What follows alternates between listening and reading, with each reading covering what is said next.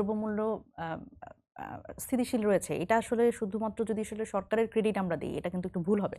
কারণ এটা হচ্ছে আমার মনে হয় যে এটা মানে আমরা সবাই মোটামুটি জানি যে এটা কিন্তু এখন একটা এলসি খুলতে বা আমদানি করতে কিন্তু একটা সময় লাগে। সুতরাং এটা কিন্তু এত দ্রুত সময়ে হইতো না। তো এখন যেটা বিষয় সেটা হচ্ছে ইন্টারিম গভর্নমেন্ট কিছু তার পরিকল্পিত নীতি ছিল এবং আগাম কিছু ব্যবস্থা ছিল এবং আমরা জানি যে সরকার সবসময় আগামী ৬ মাসের জন্য সবকিছুর মজুদ রাখে। প্রকিউরমেন্টটা ৬ মাস আগে হয়। যেমন এখনকার যে জ্বালানি মজুদ আছে সেটা কিন্তু ৬ মাস আগে এই জ্বালানিটা মজুদ করে রাখা হয়েছে। সুতরাং সরকার এখন স্টেবল, এটা কিন্তু আগের সরকারের ক্রেডিট হিসেবে যায়। সুতরাং এটা ভেবে খুব বেশি গদগদ হওয়ার সুযোগ নাই যে দ্রব্যমূল্য স্থিতিশীল আছে বা জ্বালানি তেলের দাম বাড়েনি, এটা আসলে খুব এই সরকারের ক্রেডিট। যাই হোক, আমি যদি একটু অ্যাড করতে চাই সেটা হচ্ছে